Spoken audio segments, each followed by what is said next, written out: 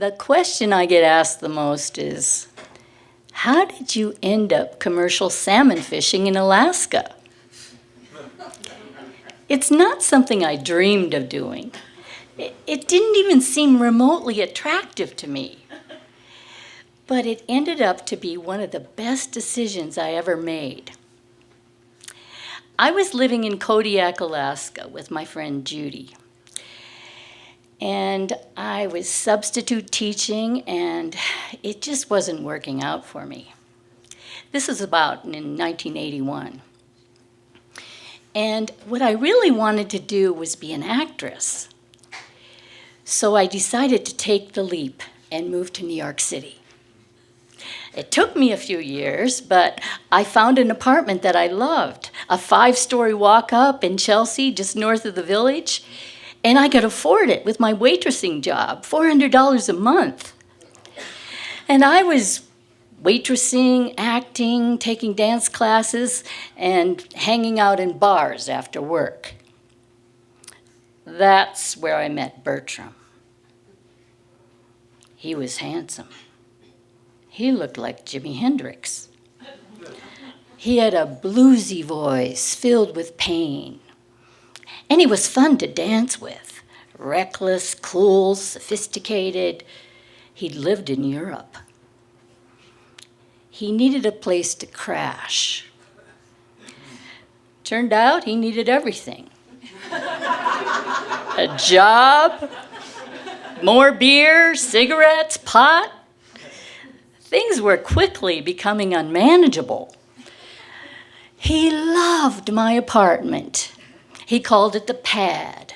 He would bolt up the staircase like it was a personal stairmaster. He wanted to fix the place up. I was losing control of my money. And he was a reckless man, all right. And he was big, 6'3", and he had a drinking problem. I had to get rid of this guy. But every time I brought it up, it would escalate into this huge argument. And then I would call the cops, and he would cry and apologize, and he was like a hopeless child. And so I just let it go. I knew I had to do something, but I was waitressing and acting and taking dance class. And one night, while I was waitressing, I got a call from my neighbor. "Barbara, come home. Your apartment's on fire." I got home just in time to see the firemen pushing my burning mattress out the window. Turned out Bertram had thrown a smoldering joint into the wastebasket and dozed off. The blinders were off. I wanted out. I called my sister in Queens. And she let me put my stuff under her bed, she and her husband. And I called my friend Judy in Alaska. She had just bought a salmon fishing site in Bristol Bay. A site is a piece of land that's yours to throw your net out. She was making a living catching sockeye salmon. Did she need any help? Well, she said that she had gone, the company that she sold to that year, the year before, had gone bankrupt and she was broke. But she said that I could come and stay with her on the beach and work for the processor that was still standing, Big Creek Fishing Pack in Igigik, Alaska. What was I getting into? We agreed to meet in Minnesota. That's where our mothers lived. And so I took the train to Minnesota and met my mother, the big city girl with her tail between her legs. But I was going to Alaska. And Judy had this friend, Leslie, that was driving from the East Coast. She was an Alaskan, but she was driving from the East Coast, and she was going through the Midwest, and she was heading up the Alcan, the Canadian highway that takes you from Seattle to Alaska. and she would pick us up. Well, I waited for weeks, waiting for Judy and Leslie to show up. Finally, they get there, and the next day, we started out. We were going to Bismarck, North Dakota, and we were heading down the highway, and we hit the biggest blizzard of the century. April 26th, 1984, 24 inches fell that day. We were stranded. We had very little money. We'd planned on camping. So we went to the Salvation Army, and they gave us a motel room and some breakfast vouchers.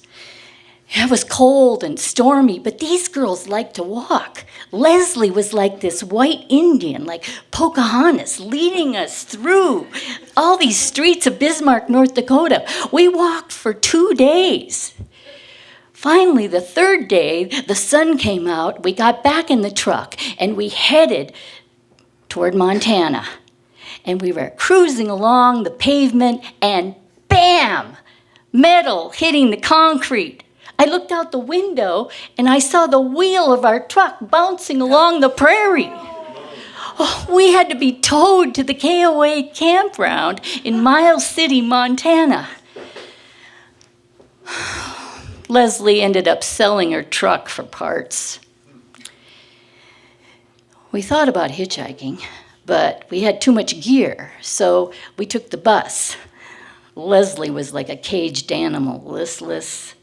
We finally get to Seattle, and Judy, my friend, she's one of the most gregarious people you'll ever know. She has this infectious laugh that draws you in and makes you a little wary at the same time. She's really smart and crafty.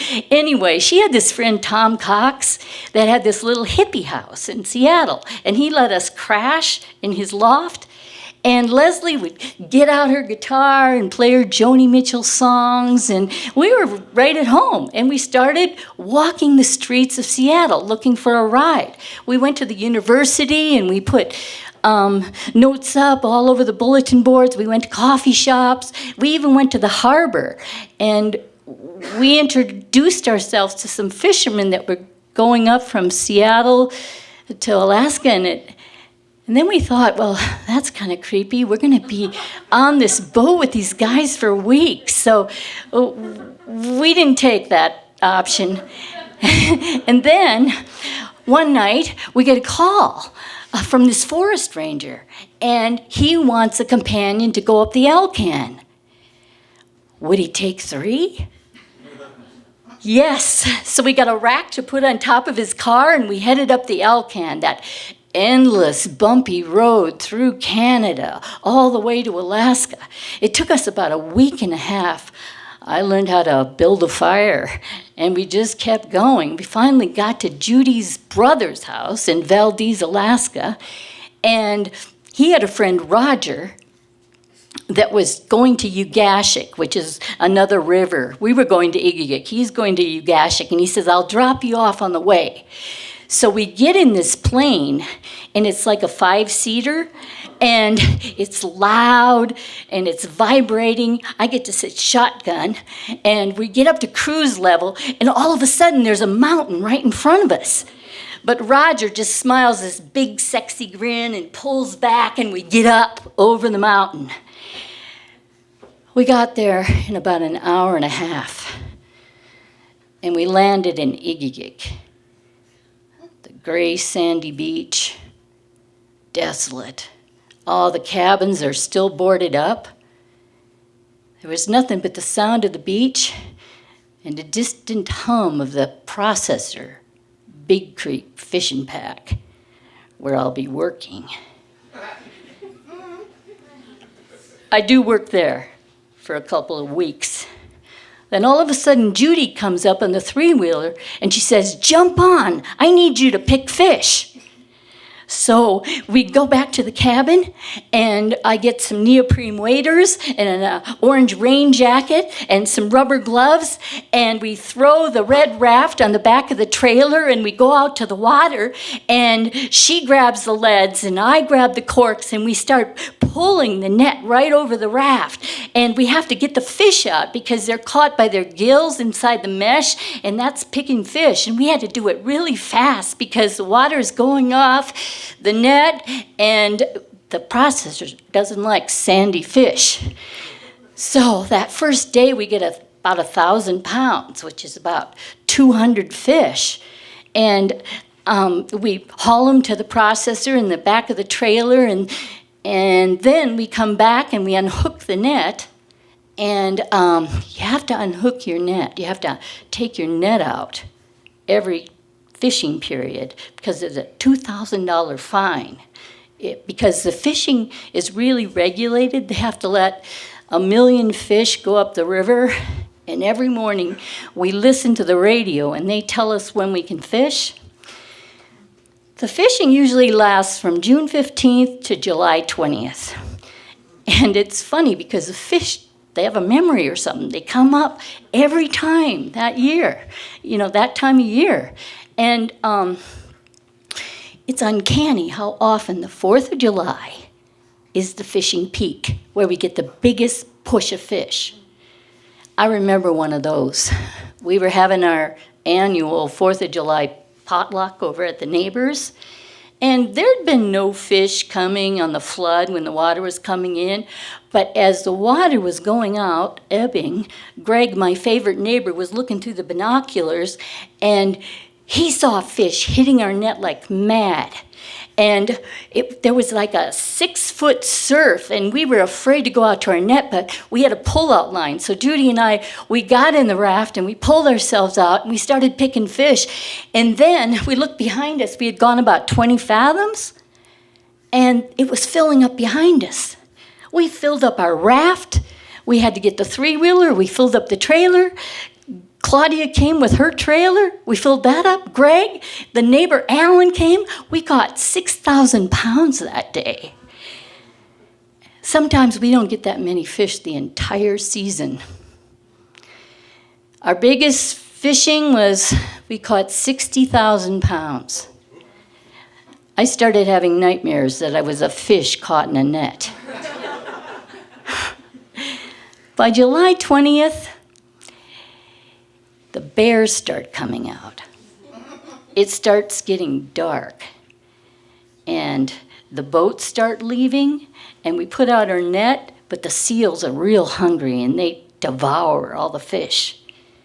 It's time to pull our net, board up the cabin, and let the animals have their share. I remember that first season. One time I was taking a nap, and I rolled over on my bicep. I couldn't believe how hard it was. Was I turning into a bionic woman?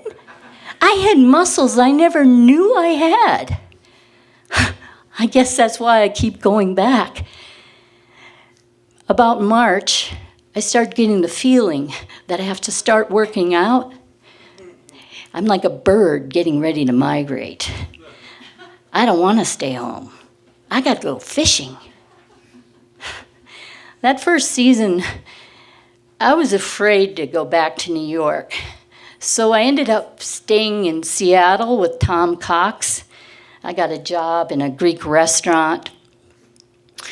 And one night there was a knock at the door. It was a detective looking for Bertram. How did he find me? I was happy I didn't know where he was, but I found out he had left the city. It took me about a month, but I moved back to New York. I got an apartment in Queens and a couple jobs with time off to go fishing every summer. Leaving Bertram was a good idea. I'm glad my friend Judy gave me a way out, and I had the sense to grab it. I never regretted it.